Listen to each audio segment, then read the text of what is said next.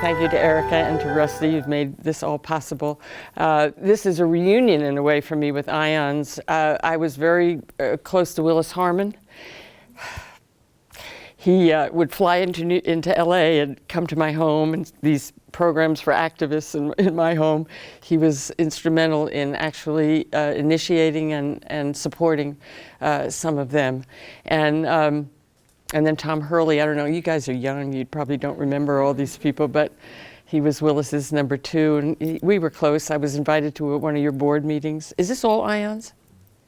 Yeah, so I was a guest at one of the board meetings years ago. So I'm very happy to be reconnecting up here.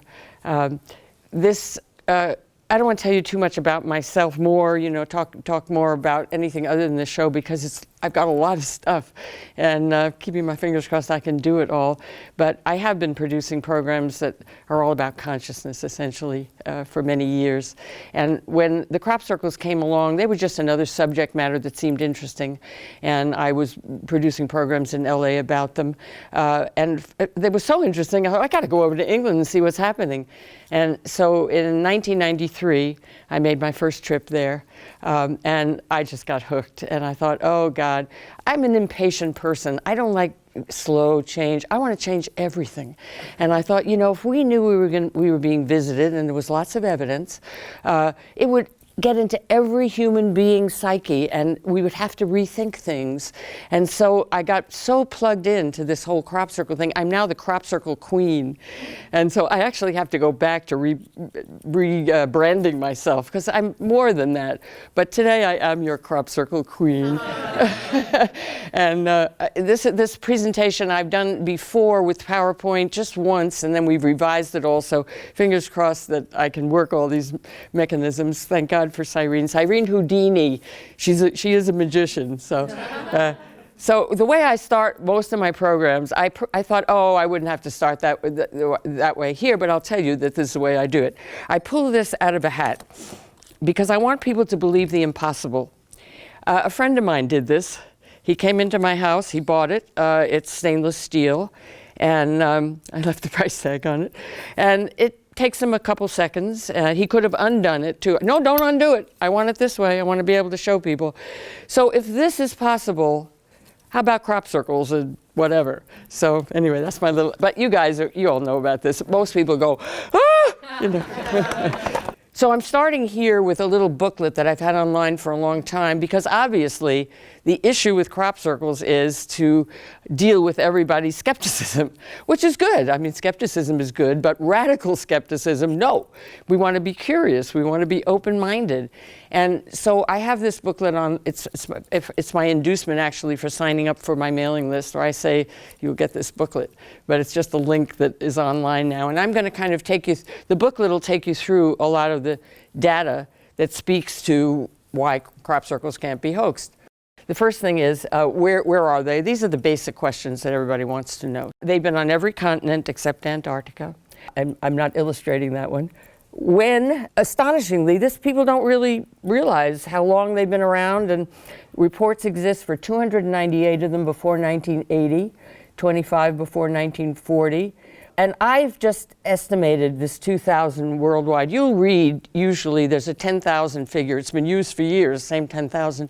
Wrong, there haven't been that many. I think when they first person to count that way was probably counting all the elements in a crop circle as individual crop circles. I don't know how they got that number. And we don't have an accurate count, but I don't know, I would say we're closer to maybe worldwide since it's been noticed, which is the 70s that we started really paying attention, late 70s, early 80s. Maybe 5,000, you know, it's still a sizable number, but it's not 10. And indications are the phenomenon is much older, even prehistoric, showing up in cave paintings. That's from Australia, 2000 BC. And you can see, that looks like a spaceship, doesn't it? That looks like an astronaut. maybe that's a crop circle, you know, who knows. They used to say, by the way, initially that in England, what were these things that started showing up? And the accepted story was they were landing pads for UFOs, to the extent that anybody believed, you know. But people were believing then. It was before skepticism took over, people were very curious worldwide. It was in newspapers, headlines, whatever, all this amazing phenomenon. And so what you also see here is there's a serpent running away or slithering away. All these people are backing off from whatever that is. I think that's quite a wonderful illustration. In what? Well, I've named a whole bunch of vegetables and grass and everything that grows, and in fact they have been in virtually everything that grows, even the things I've named there's more than that. And I want to actually read you a story. Somebody's telling you about a tree incident, and the event must have happened between the years 1963 and 69, Grand Lake, New Brunswick, Canada. I was raised in a town 10 minutes drive from the lake. The area had been strip mined for coal. In 1960, the mining company started to reforest the area. This was the most frequently used road to Princess Park, one of the most popular beaches used by the public, where trees were planted on both sides of the road. In about 3 years, maybe a few more, they'd grown to be quite tall, and the butts of these trees were about 3 inches in diameter. In the middle of a summer afternoon, I was in a car on my way to the lake. When we came up to the stand of pine trees, the road was blocked with police and armed vehicles. We were motioned to not stop, move along slowly. While passing by, I noticed on both sides of the road 2 circles. The trees were all bent to the ground. The circles were about 10 feet away from the edge of the road, one on either side. They were fairly large, 12 feet in diameter. Odd thing was that all the trees laid down flat to the ground, all toward the outside of the circles. The tops of these trees all pointed to the circumference of the circles. Later that afternoon, army trucks were still directing traffic away from the site. Talk around town was that bears had pushed the trees down. All right. Nothing else was ever given for an explanation. I knew that couldn't be the answer. There were 2 perfectly formed circles, exactly the same size. They were each the same distance from the edge of the road. All the trees were pointing from the center toward the outside of the circles. Months later, the trees were cut as close to the ground as they could. Fencing was put up to keep the curious out.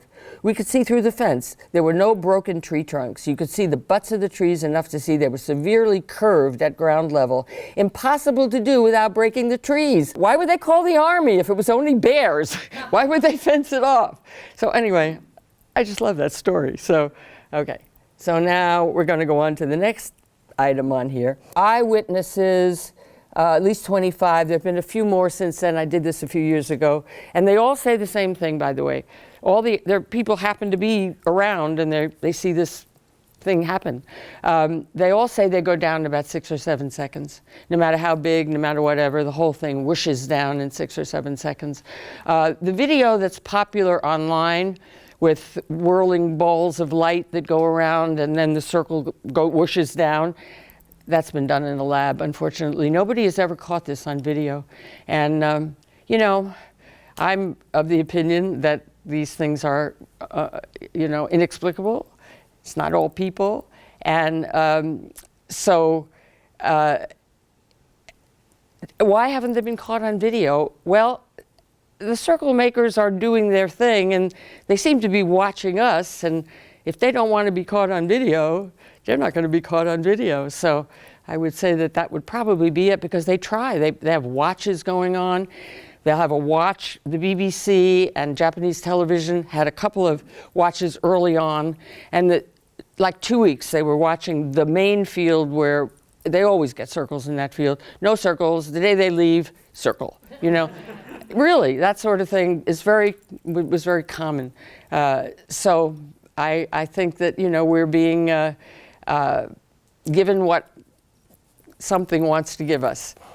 And for whatever reason, you know, they don't want to make it too easy, I don't think. They don't want to hand us anything that says, oh, we got it. You know, I think maybe there's a prime directive. You're not allowed to do that. You've got to make us work for it. And then once we work for things and really understand, oh, yeah, I really understand, then we have it. You know, it's not like somebody gave it to us. I'm going to show you the largest and the longest here. This is the largest. It was 2001. The the size of 2 football fields. I want you to picture that. You're on one side, you can't see the other side. It's actually on a bit of a hill. It was so huge that it was just staggering. And here's a little close-up of it, but of course you have it on my shirt as well. 409 separate circles, perfect pattern. That one, you know, the hoaxers, they don't exactly claim everything, because in a way they don't want everybody to think that there's no phenomenon, because if so, they'll lose the tourists and they'll lose the people watching what they do. So you've always got this little hoaxer buzz going on. When this one came, the main hoaxers said, "Oh my God." So nobody ever claimed this one. And here's the longest one. Can you see?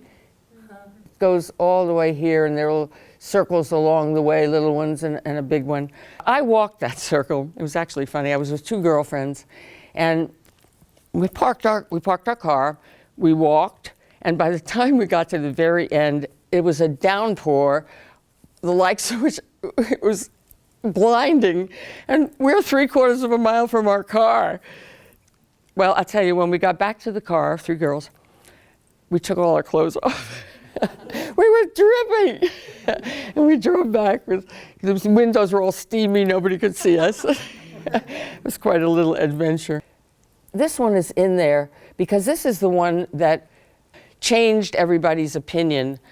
Prior to this circle, of course, we're trying to explain, scientists are trying to explain, what is this thing that's going on all over England, mostly focused in England. That's where the study goes on, because you know every summer they're going to be there in this particular area. They were heavily trying to float a theory that it was a weather phenomenon. Whirlwinds would come and make these circles. And I'll show you soon the early circles. They're just simple little circles. Maybe it could be that sort of thing, maybe. But when this one came along, this was the definitive, it can't be that, because you have 4 quadrants here. It's going in different directions in each quadrant. You know, a whirlwind isn't going to do that. Then you have an outside ring that's another feature that's not as simple as a little whirlwind sort of thing, and a center that also has its own flattening in a different direction. Also notice, by the way, these are tram lines, because I'm going to show you one that doesn't have any, and that I'll make a point with it. But virtually all the fields have these lines in England. I don't know, all over, I don't know what happens to the rest of the world, but in England, there are small family farms there. We don't have agribusiness in England, or at least not in this area. And that's the way the machinery gets in, the fertilizers and the harvesters and what have you. They go along those lines. And the protocol in crop circle land is to walk the tram lines, because if you don't, you'll see a lot of pictures of jaggedy lines going across fields when you see crop circles. That's because people didn't walk in the tram lines. But, you know, we have protocols over there, and one of them is you walk in the tram lines and you don't disturb the crop. This is the next one I'm going to show you, is the one that was in an organic field. They didn't have any tram lines because they weren't fertilizing. I don't know how they harvested. But this is Ohio. And, you know, you get how did they get in there? When they walk in, you see the little jaggedy lines. How did they get there? And it's a beautiful circle. It's, you know, not all that complicated, but it's very beautifully, the geometry is beautiful in it. I don't know, we like those because, you know, we like to see all the evidence of things that we can't do. We want to counteract this idea that they're all made by people, even though there are a lot of them that are, and more and more. In fact, maybe now the phenomenon may be shifting its focus, maybe leaving England. Now I'll give you a little history. This is what we count as the first crop circle ever, 1678. It's in the literature of the time, a woodcut. There's a little story in Old English above it. This is the picture. The story is about how somebody came to the farmer and it was too expensive to harvest it, and he said, "Let the devil do it." And in the morning, this is what appeared in his field. We like to think of this as the first crop circle, although the story says it was cut. Crop circles are not cut, they're bent. But close enough for government work. Now back to a little history of our modern phenomenon. This is from the 80s. This is how they started. They were all, either they were single circles, circles with circles around them. That got a little harder for the weather people, but still they were clinging to it until we had that 4-quadrant one. Sometimes there would be like 2 in a field, 2 circles in a field, or 3 circles in a field, but all very simple circles to begin with. And then this happened. This was in 1990. This changed everything. This made the world press. This is the first time that the world press started paying attention to crop circles. Actually, the night this appeared, another one appeared that was very much like it in another field. The farmer had a shotgun, which sometimes the farmers do. They do not want people in their fields, and they think people made these, and they're angry. But this one, somebody went and got the press, and the press came, and the thing exploded all over the world because it was so astonishing. Did you ever see the Led Zeppelin album cover? That's that one. That was 1990, the one that got the attention of the world. In 1991, there were 2 astonishing crop circles that built on the impression that the first one had made. And this was one of them. This is a very ancient Hermetic alchemical pattern, 1654, a book called Kabbalah in Alchemia, old languaging that we don't use anymore.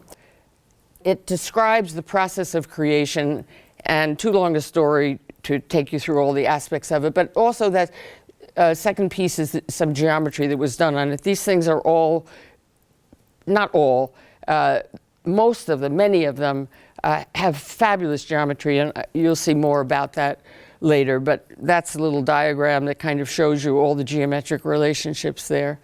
And the next one is the other one that appeared in 1991. This is the Mandelbrot symbol. This appeared right outside Cambridge, where Benoit, is that his first name? Mandelbrot, it's kind of a funny first name, was a professor. I wouldn't say he invented fractals. I took this from somewhere to tell you the story, but he developed a lot of the mathematical theory and how to render fractals using computers, as well as popularizing fractals. Back then, they were strange mathematical concepts that no one knew about, but now they're on common people's desktop wallpapers and in lots of computer game graphics. So, you know, a fractal is an endlessly reiterating pattern. You know, they'll do things, the crop circles will do things like that. So Mandelbrot is a professor at Cambridge. It appears outside of Cambridge. Actually, 3 of those little dots are a little bit off, but they conform to another thing in crop circles, which is something that Gerald Hawkins came up with, that there are musical relationships to the diatonic scale in the geometry of crop circles, and those 3 little circles on the outside of the heart conform to the diatonic scale relationships. You have a lot of these kind of, you know, intermingling patterned ideas and geometric ideas. It's like they keep throwing ideas at us. They keep throwing different kinds of ways of seeing at us. That it's like great artistry, you know? What more can they do? What other interesting kind of aspects can they demonstrate in here? Well, that was the end of, almost the end of 1991, but this was the end of 1991. This is the famous Doug and Dave. And still today, crop circles, oh no, that got disproved years ago. Doug and Dave did it, or if people remember the names, a lot of times they do. Well, isn't that interesting? This press release, and you see Men Who Conned the World, it was in newspapers all over the world. It was a press release. 2 little farmers from England in the middle of nowhere get a press release sent all over the world. Well, we do a lot of that in my movie, and I have DVDs out there. All of you are welcome to take one. Well, I don't think so. You'll get a little more of the story and a little bit of the government and perhaps their involvement in getting this story all over the world. And then when they came out with their release, and okay, all the crop circles have been made by Doug and Dave. Then they had made them do a demonstration for the press. How do you like the geometry? I mean, really. And in fact, when they said to Doug and Dave, because it was already geometrically, the phenomenon was already geometrically sophisticated early on. Well, I showed you that. And they said to Doug, but you know, not everybody knew about everything. And they said to Doug and Dave, what about geometry? They said, what? Geometry? Okay, so much for Doug and Dave. Well, here are some of the early patterns that tended, you know, to be popular in the early years. And now I have a little human interest coming. So this is Shirley and me in 1993. And this is Shirley drawing me a picture of why I'm having my picture taken with Shirley. What is Shirley up to? Well, Shirley has parked herself in this crop circle because she has a story, and she tells people her story. And so she's telling me her story, and she's drawing, this is me, by the way, the legs. And she's telling me about what happened in this crop circle. Well, what happened in this crop circle is that she was there one day, and then she came back the next day, and you know, they have different elements, and another circle had been added. And it had this first little piece there, 9 a.m., when she went into the circle. That's in the center. That's typical in the center of crop circles. They'll have these standing stalks. And she went to get her friends who had been with her there the day before to say, there's another circle there. And when she came back at 9:45, the second little drawing is the outside stalks are halfway bent down. That's 9:45. Then she's her back is to the circle, and she's talking to people over here, and she turns around, and when she turns around, the thing is down all the way. I don't know, but I like that story. And she draws it, and she, you know, this is her circle now. She's hanging out in this circle. So that's my little person, and she's signing her name on these little autograph things that she's giving everybody of her story of what happened in this crop circle. So now I'm giving you a few of the pattern groups that were appearing in the 90s. There were a group of, or many circles that were insects. There were galaxies and, you know, things of the cosmos and planets and what have you. And then we got to the first actual fractal circle. This appeared outside Stonehenge in 1996. I was there. See Europe's best crop circle, and I've got the first T-shirt. I met the guy in the road who had the T-shirts. He was bringing them. The farmer was going to cut it out. I should tell you this much. He was really angry. He didn't know what it was. This crop was all down, and somebody showed him an aerial. And he saw the aerial, and he thought, oh, that's so beautiful. He ended up putting up a toll, they call them honesty boxes now, because a lot of the crop circles have them, where they ask you to put a pound or two into this honesty box that people steal. They have a little trouble keeping the honesty boxes, but or they break into them, whatever they do. But that's kind of typical now. He made a lot of, he was angry because he was going to lose the money from the harvest, you know. But he made a lot more money from the people. Thousands of people actually flocked to this crop circle. By now, they're a phenomenon. By now, it's an industry, and it's a vacation spot, and tourists are, you know, coming over, and every bed and breakfast is booked, and there are a lot of them over there. So the farmer did well on that one. And then the same year, that's called the Julia set, from whatever mathematics does that with. This is called the triple Julia.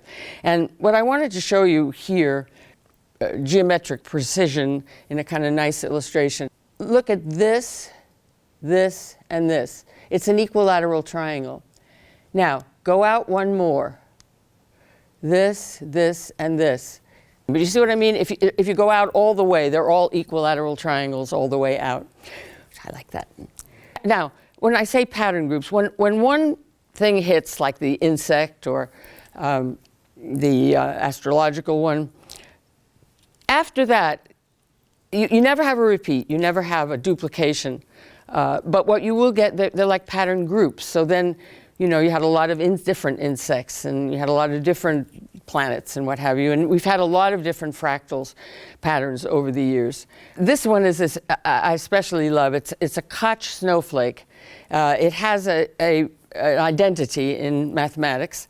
And I'm actually going to show you a little video of how the math builds a fractal actually using this one, and the fractals being infinite patterns that just keep repeating and repeating. So I'm going to show you a little video of that, but before I do that I want to show you a second one that appeared the same year, which is also Koch snowflake.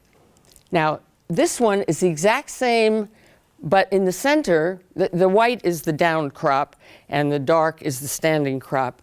You see the outside pattern here? Well look, it's the inside pattern here, just to notice that. And then here's a little interior shot just so you see what the interior looked like. And now, please God, I'm going to play you a little video of how this thing is constructed mathematically. Okay. Here's how we create this thing.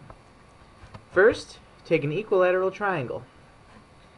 Take one of the sides and divide it into 3 equal pieces, like so. Okay, now create another equilateral triangle out of that middle segment just created, and erase the bottom part. Now, that's done to all the other 2 sides. To continue on with this fractal, that same process, we'll call it from now on an iteration, is done to all the remaining sides.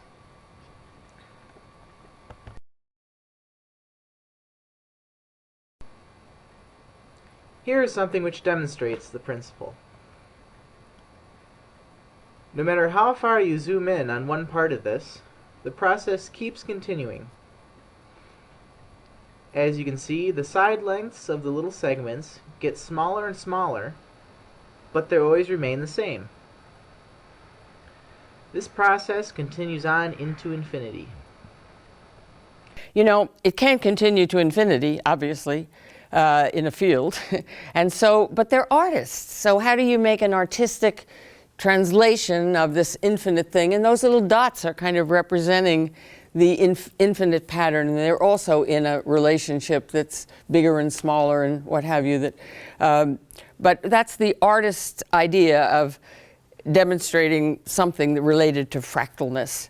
I put a few slides in here. This isn't fractal, but I want to show you this is frequently what's happening in crop circles geometrically. These circles are half this circle. The ones inside that are half that circle. The ones inside that are half the other circle. They're very precise geometric relationships. I put in a few like that. There's another one. You know, each circle is reducing mathematically, very geometrically precise. Another one as well. That's a common thing that goes on in the geometric aspect of crop circles. See how beautiful that lay is? They just take my breath away. Now I'm back to my booklet again to show you some other things. The first crop that is the main canvas for crop circles, it's canola, and it's a beautiful yellow flower, and those stalks are like celery. They're brittle as celery, impossible to bend by hand without breaking. Because we're always looking for how can they not be hoaxed. The other thing to say about them is it's very smelly, it's very tall, and it's very thick. And the thought of being out there in it, maneuvering it, it's just not possible, actually. And then it's also be very unpleasant. Here's a field of canola, a circle in a, just to see how beautiful that is. Oilseed rape is what they call it over there. And then I have another one that's just one of the things I like a lot, like the tricks they play. Now look, that's a crop circle. Now, how did they do that? This preceded an eclipse, and they will do that too. They'll show us what's going to happen, what we're expecting on Earth. You know, people say, what's the story, the overall story? I don't think there isn't, you know, like it's hieroglyphics or something, and there's a language or an alphabet, and we'll learn it, and then we'll get the message. I don't think so. I think they're just showing us over and over again that there's another intelligence. And that's all we need to know. They don't need to tell us things. In fact, if we ever accept that fact and welcome them, maybe they can tell us a lot. They're way ahead of us. They're visiting us. We're not visiting them. But I just think they're dazzling us with the fact that, why don't they get it? We're doing all these impossible things. And so all these little tricks they do. So that's another little trick that they did. Okay, so now I'm going to move along, and I'm not going to explain these to you because I have a video that's going to explain them. But these are some of the slides from the science work that's been done. We have one lab, a guy named William Levengood, who did many of the crop circle. There has been real science done, in laboratory science done, and you're going to hear that in the video from the person who is the main organizer of the lab work. And the lab work is indicating that there are things that happen that can't happen. She's going to explain that all. But these are control groups, like on the left, I think, and what's in the field on the right. She'll explain it. Next one, that's a typical thing that happens in the crop circles, blown nodes with holes in them, elongated nodes. Nancy Talbot, bltresearch.com is where you can find all the science. She's T, and she actually organized it all. And this is Nancy in the first film. First film is Crop Circles Quest for Truth in 2002 that I was the executive producer on. I came back from England in 1996 and I thought, how do I tell the world about this? How do you tell the world about anything? You make movies. And so I started snooping around, but you can't just hire a movie maker, a filmmaker, to go do crop circles. So I kind of, how could I do this? And finally I found someone who had a girlfriend who was a crop circle researcher, and she brought him to England.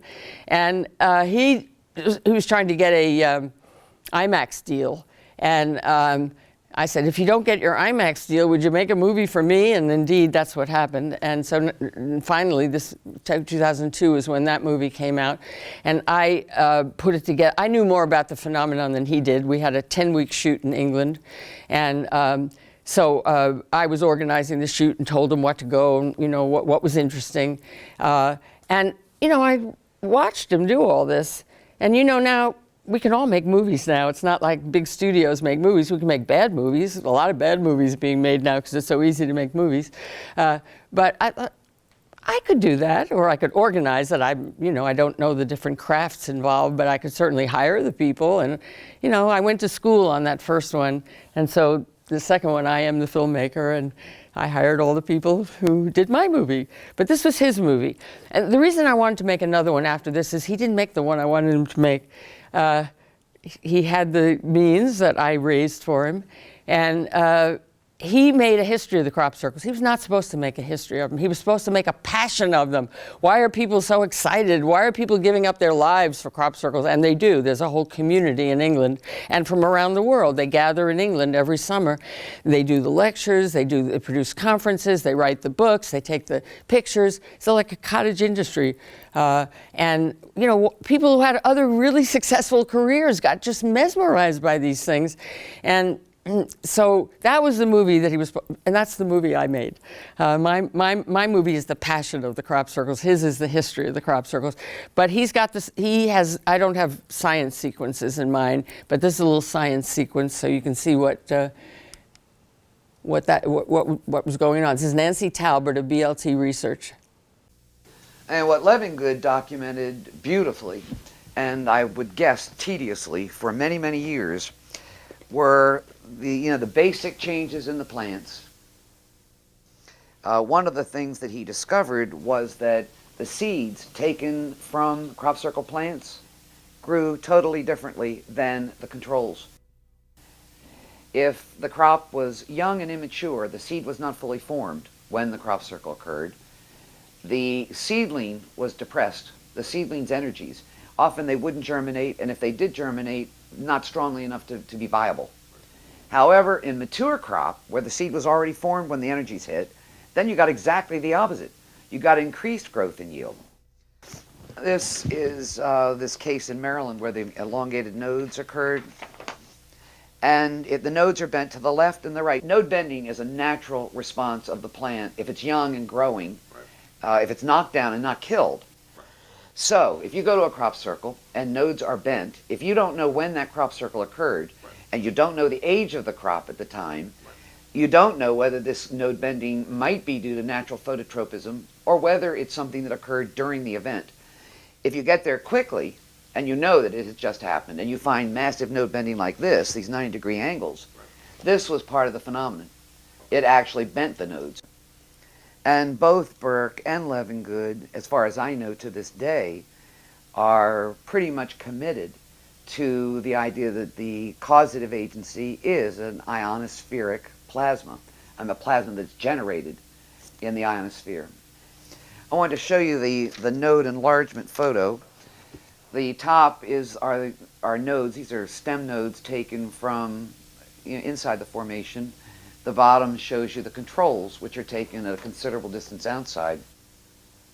What Levengood says is going on is that the moisture, remember the plant stem is hollow, and the nutrients, the moisture which nourishes the plant, goes up through this stem. Plasmas, a fact about plasmas is that they emit microwaves in bursts, pulses.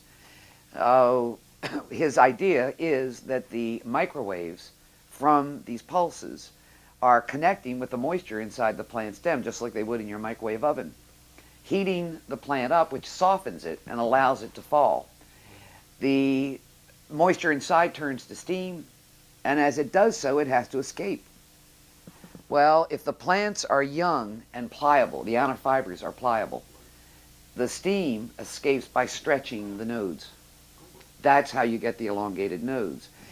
If the energy is extremely intense, and or if the crop is old and the fibers are tough, then it can't get out by stretching it because the fibers won't stretch, or it's just too much energy.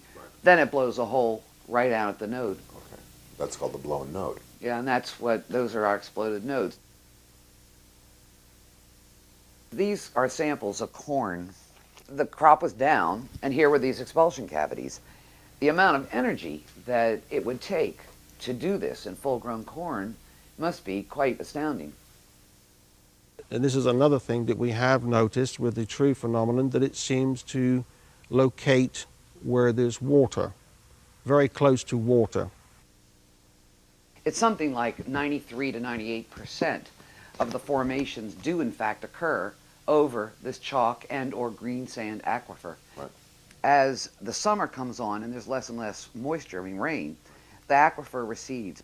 And as it does, it sinks down lower. Right. As the edges of it recede, you get a strong electrical charge set up in the ground because the water percolating through the chalk creates this charge. As the summer goes along, you see the charge increases.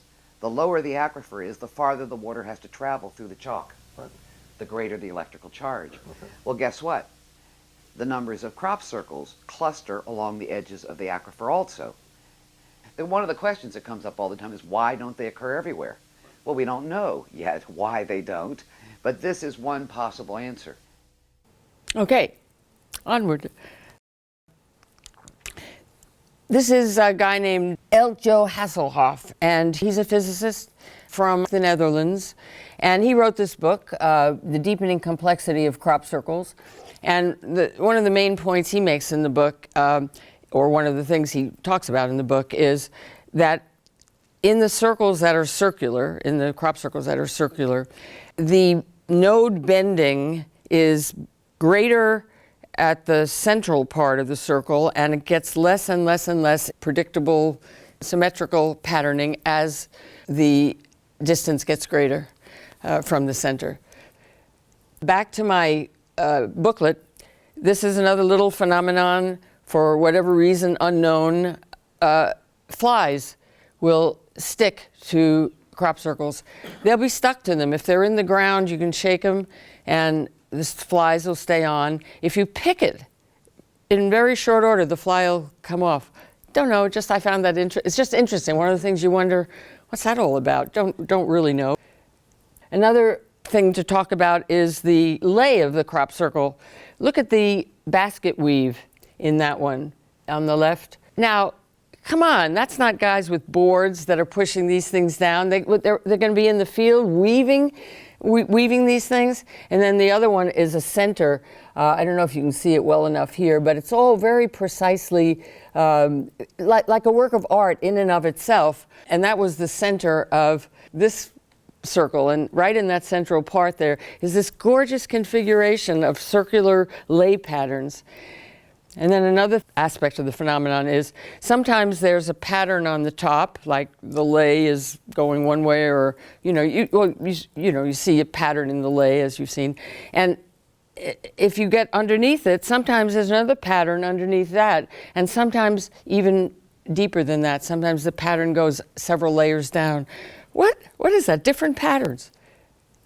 And here is another illustration of my booklet, where you see that one little standing stalk in the center of this one. Well, why didn't that go down if, again, we're talking about guys with boards, and you'll find that that little thing that's up is a different plant. It's not the wheat or whatever that is that's the main plant in the circle. By the way, canola is the first crop early on, then barley, which is beautiful. It waves in the breeze. You'll see I have beautiful things in my movie of waving barley. It's very beautiful to watch. And then wheat is actually the main canvas. That comes third in the season. But when we get a genuine circle, what we say is a genuine circle, you'll find that these extraneous plants that happen to spring up don't get knocked down, so that whatever is being programmed, however, it's being programmed specific to the crop that the circle is made out of. And this is me, for no reason other than I like that picture.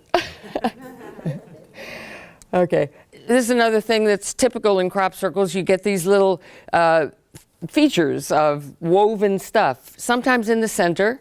And here's me and Bashar. You guys know Bashar? He's a big crop circle. You know the channel, Bashar? No? We don't know him? Yeah, I do. Yeah. He's quite a popular. He's still popular. Channeling's mostly left, but Bashar's still popular. We actually reached in there and we got a rock out of there that had been split in half, and it's one of those geo whatever it is. It has a little center thing in it, you know. That was actually that triple Julia, and it was right in the middle of it. I showed you the geometry, how those perfect equilateral triangles, well, that thing is on hilly ground. And so another of the things we notice in the phenomenon is how do they adjust so that when you're taking a picture from above, you get this perfect geometry of, it's not flat ground. I mean, it's yet another, head scratcher. How do they do that? I'm going to show you another video here about another crop circle fascination of squaring the circle. The video will explain it. Leonardo's man there is a very obviously popular image, and it's doing that. This is from my movie. This is a piece from my movie. The crop circles were simply an extension of the magic that exists in stone circles. The two are identical in a funny way. They're both formal manifestations of basic geometric, harmonic, and cosmic truths. The most successful areas of research in crop formations are undoubtedly geometry and mathematics. And they're yielding the biggest results and the most promising, exciting lead, in a sense. And there's something about that, because it's about the unfolding of the mathematical or geometrical structure within creation. I think Nick Collestrom's recently pointed out that some of these simple formations he's been working on are solutions to geometrical problems that no one has seen before. And Nick said that's very, very, very important. And this is what Gerald Hawkins picked up early on as well, that the designs in themselves solve Euclidean problems in an entirely new way. It's interesting, Alan Brown's done some work on the quintuplet formations now, where you've got a circle in the middle and four little circles outside, and realised that each one squares the circle, and they contain actually a lot of geometrical information, easily as complex as some of the more busy-looking formations of later years. His work on analysing the geometry of just the really simple early formations is just mind-blowing, because it really does illustrate that right from the beginning there was a level of sophistication to this of which we've had no idea at all. This system of the quintuplet actually enables you to provide solutions to squaring the circle, most of which have never ever been seen before. These are all the ones that I've studied, and these are each one of them providing a squared circle solutions. Squaring the circle is an exercise in drawing which attempts, without measurement, simply by the use of geometry, to produce a square whose perimeter equals the circumference of the circle. The whole power of the squaring of the circle was never its function as a mathematical tool, it was its symbolic nature. For the sacred geometer, the problem was never really about finding an absolute solution. It was the unification of the square, which was symbolic of the material, the earthly, and the circle, which was symbolic of the spiritual. So once you reconcile and equal the perimeter with the circumference, you've symbolized a true marriage of earth with heaven, of the mechanical with the spiritual. As the temple was seen as a place where heaven and earth were brought together, the spiritual and the material, the squared circle was often used as a template for the layout of places of worship, and we can find this from the structure of the Great Pyramid, Stonehenge, Hindu temple layout, often Gothic cathedrals. These sort of structures, Florentine, Byzantium building, were using this idea to imbue the physical structure with a symbolic nature. If you trail through all the literature available, I reckon you pull half a dozen examples of squaring the circle. And look, I mean, I've now must 50. Oh my God, all different. All different. But I just want to show how I see this working. There's the silhouette of the formation. If you put a square around these satellites, the circle that runs through the centre of the satellite would be an exact squared circle relationship to that. But then that left this thing of, well, what's the function of the mother circle?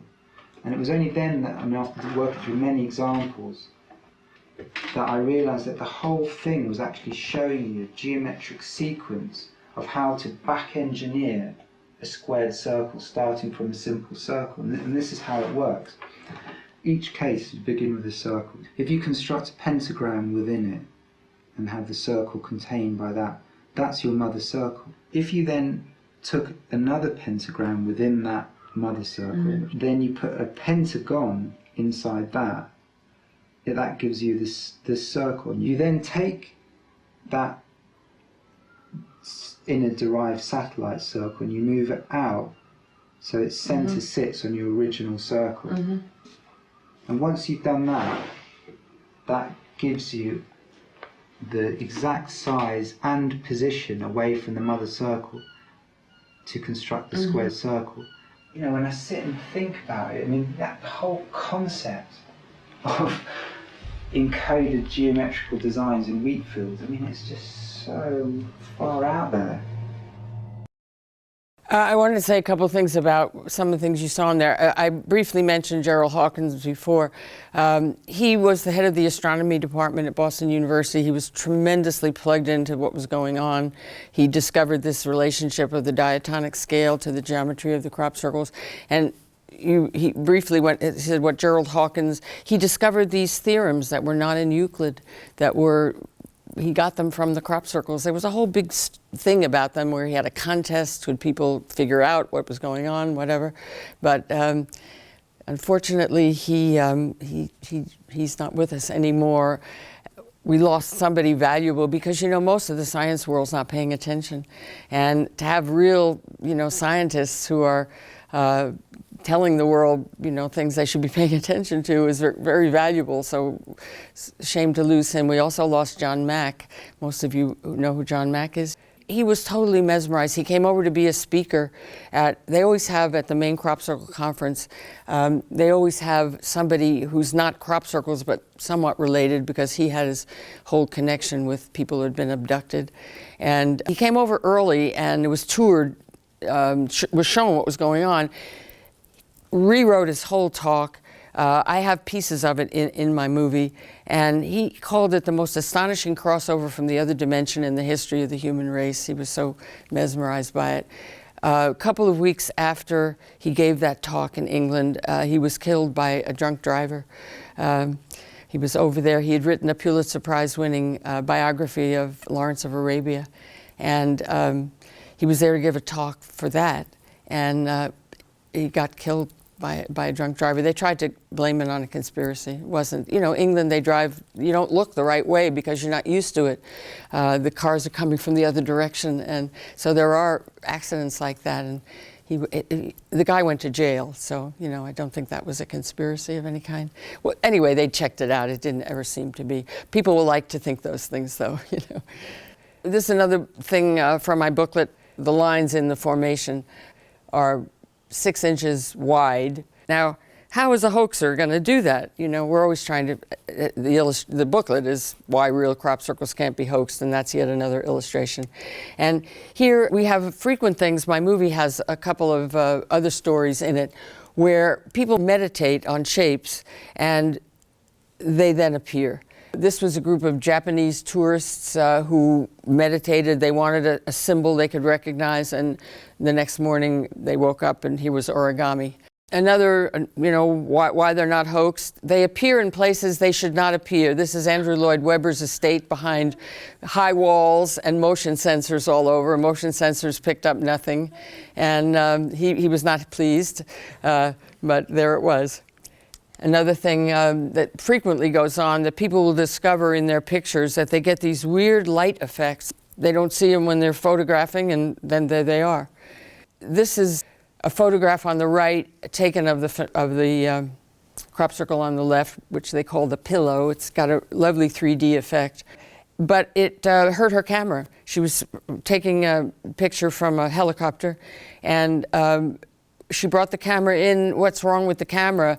And it was fried in some way that the camera people didn't know what had happened. But there are a lot of funny things with equipment, and my movie has several of those kind of things as well. And then here's another lovely thing. You get these 3D effects. On a non-sunny day, you wouldn't see this, but on a sunny day, it'll pick up the reflections of how the crop is laid. So if it's laid one direction, it catches the sun, and the other direction, it doesn't. And I just think this fractal pattern is quite beautiful. Another thing they do is that they use the features in the landscape and in their artistry. I love this pattern. They call it the ribbons. It has a lovely 3D effect. But those are tumuli. Now, you know, in this area of England, it used to be sacred landscape. They had a lot of ritual and sacred ceremony there. Stonehenge, Avebury, big circle in the northern part, and kind of that's the area where a lot of crop circles appear. And you just can hardly walk without stumbling over something ancient and, you know, that had some relationship to ritual and sacred ceremony and what have you. And then the crop circles very artfully use them. Like here's this circle ribbon pattern right inside those 3 tumuli. Here's one that's built around a tumuli. Here's one that's at the end of 3, 4 tumuli. The 5th thing is a crop circle. I just love how sweet they are and how beautiful they are. So now we're going to show you a video that relates to this. There were 2 formations in a field. The first one, we call it the face. It's made of dot matrix. It's all dots. Dots. You're on the ground. What are these dots doing? When you get above it, oh my God, it's a face. Here's the field that it appeared in, and I'm going to show you a video about the thing behind it. That came a week later, and that's the response to the message one. A lot of you know that was kind of famous that went on. I thought the world was going to pay attention to this because it appeared right after this one. And when that one appeared, and you'll see the story, I said, okay, the world's going to get it now. Actually, CNN, and there was some press on this one. Whenever there's something really unusual, the press will come, and this was so big that it got press. And when this one appeared right after that, I thought, oh, now everybody's going to get it. Well, they didn't. That was the year before, and it's repeated in the end of this one that appeared the next year. This is what it looked like inside. The one on the left is a message we sent out in 1976, and the thing on the right is what came into our field that was a correspondence to it, and here's the video. But in 2001, suddenly the media paid some interest, because then something appeared that was almost impossible to overlook. Right behind me is Britain's largest radio telescope, the Chilbolton Observatory. And here it was that the greatest sensation in the crop circle history was to appear in the fields right in front of the telescope. On the morning of 14th of August 2001, a formation was discovered which was different from any other previously seen. From the ground, it looked like a tangled mess, wisps of crop spread around in no system. However, in the evening, with growing shadows, a picture appeared, unmistakably that of a face. That picture represented a whole new technique, a screen technique, the same that's used for printing a picture on paper. 3 days later, the face was joined by something that looked like a data strip. Rows of counters made out of standing and flattened crop. But soon an astonishing similarity is discovered. In 1974, the astronomer Carl Sagan composed a message that NASA sent into space from the Arecibo telescope in Puerto Rico. Binary figures which constituted a graphic code presenting key factors about humans and the planet we live on. 27 years later, an identical pattern appears in a crop field right in front of a similar radio telescope. However, on closer inspection, it seemed to show that the code contained some fundamental differences. Sagan's message explained our calculation system, the dominant chemical substances within the elements that create life on Earth, about our DNA code, humans' height and quantity, and that we live on the third planet in our solar system, and lastly, a sketch of our radio telescope. The message received described the same calculation system, but that silicon is most dominant in life forms in contrast to carbon. The drawing also clearly shows a humanoid figure with large head in relation to its body. It's also explained that they have an extra string in their DNA, are approximately 4 feet tall, inhabit the third, fourth and fifth planets in their solar system, and have a population of around 21.3 billion.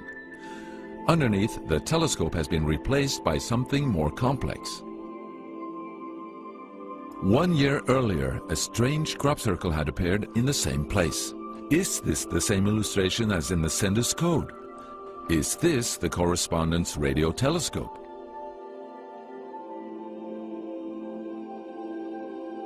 If this is not an extremely clever and well-calculated joke conducted by humans, is it a serious response from an alien civilization?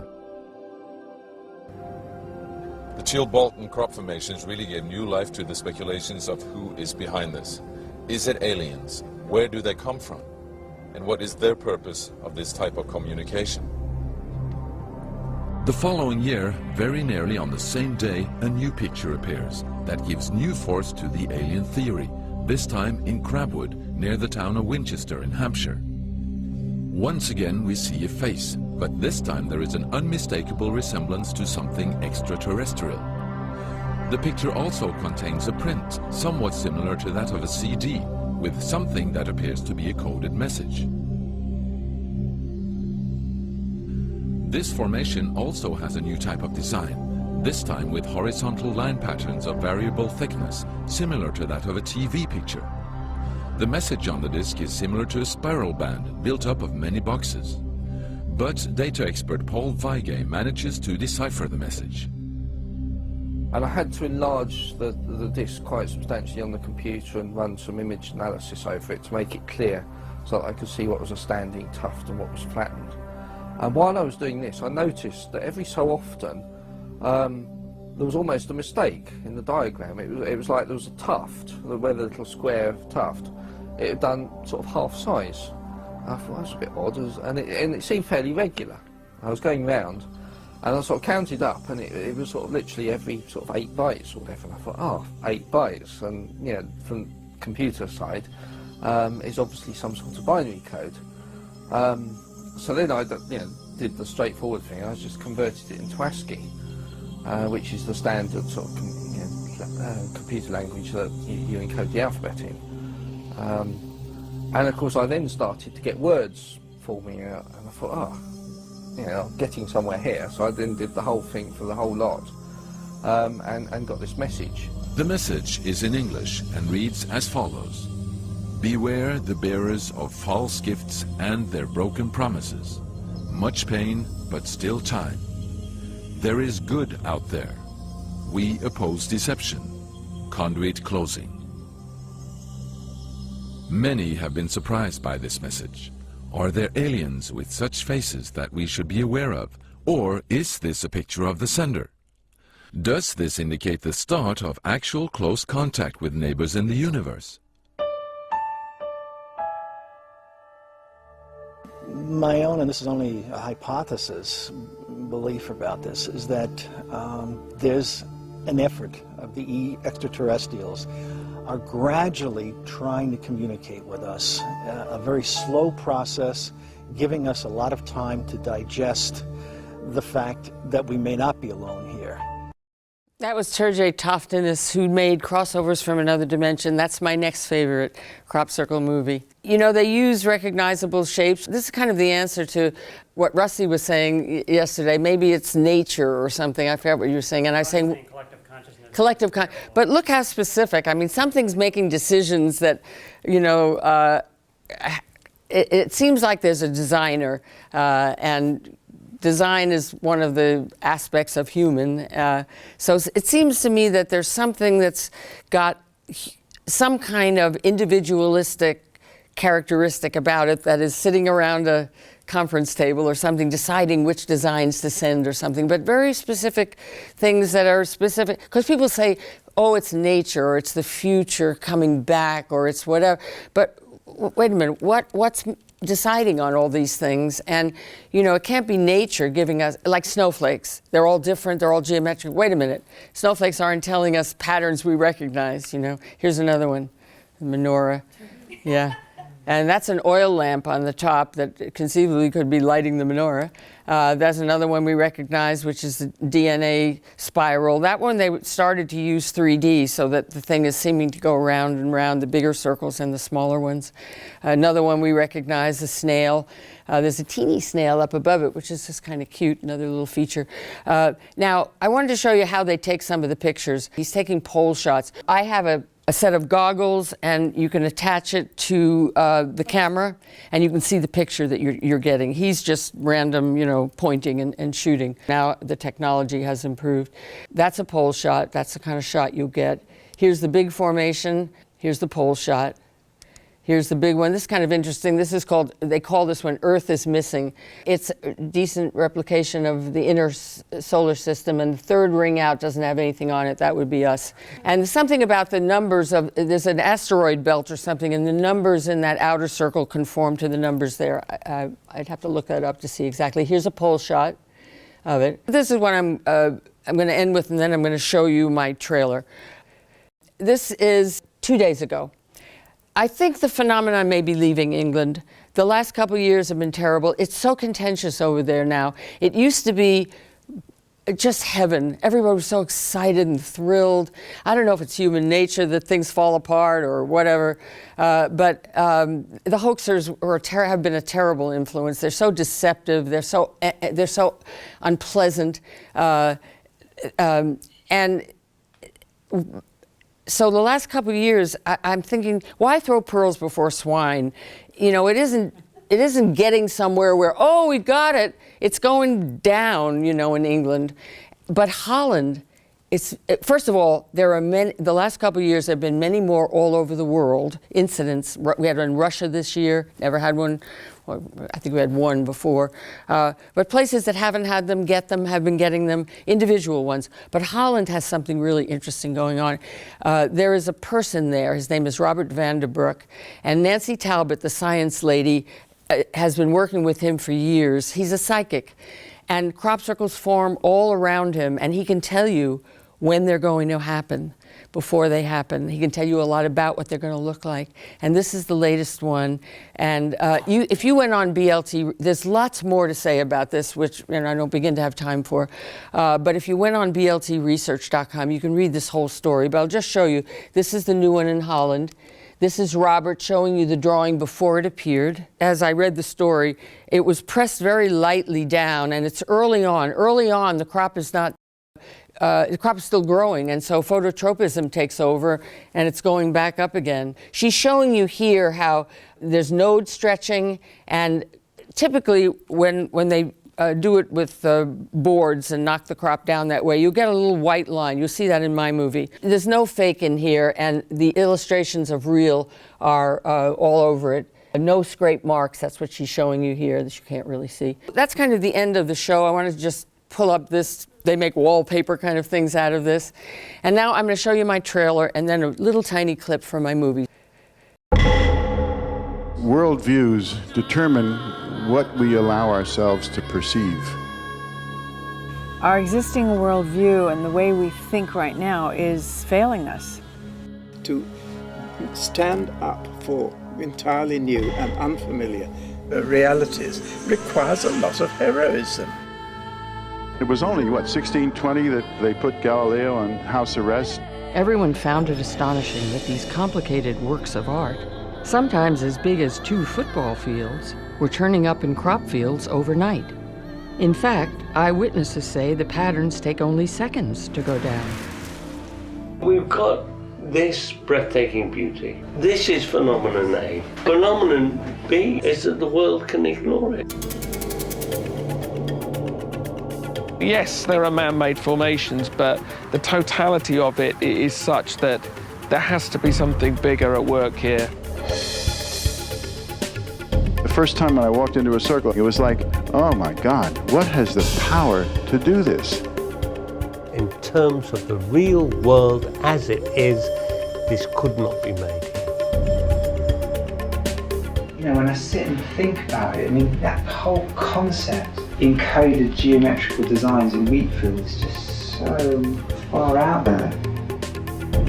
The most successful areas of research in crop formations are undoubtedly geometry and mathematics, because it's about the unfolding of the mathematical or geometrical structure within creation.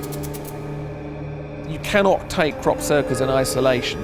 They're a tip of a multi-tipped iceberg, and they connect up with UFOs, they connect up with psychic phenomena. Governments, armies, church does not want this out in the world because it changes the world, it changes humanity. Is the crop circle phenomenon going to unite us as one humanity in relation to other intelligent life? Will we become better stewards of the planet and we live in peace? That is so gorgeous. You look at that and you think, what on earth made that?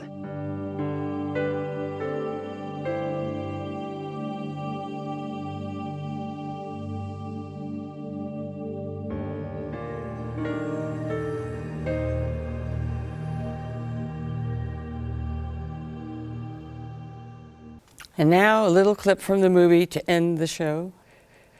So what about all of it? What does it all add up to?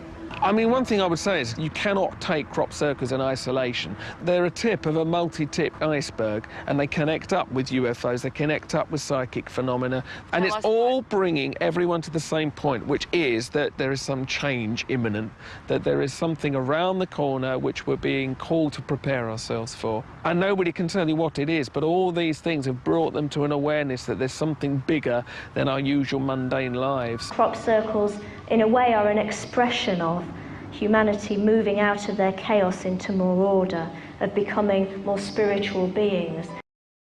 Given that that's the possibility, wouldn't it be wonderful if everyone were curious? You know, if there's any chance at all that this could be so world-changing, and don't we need to change this world? Aren't we idiots not to really pay attention and get to the bottom of it? Because if the end of the story was, oh my God, we are being visited, we would be one humanity in relation to the other. It would be in everyone's psyche. There's nothing going on in the world that pulls us together this way. So I'm a huge advocate of curiosity and investigation. So I hope you'll all join me and advocate as well. Get on social networking. I've got my DVDs out there for you. I have a little note that says, get on social networking and tell everybody to look at cropcirclemovie.com where they can see the trailer and have access to getting the movie. And I appreciate all of you being, members of the good conspiracy. So thank you so much. You're good audience. I appreciate it.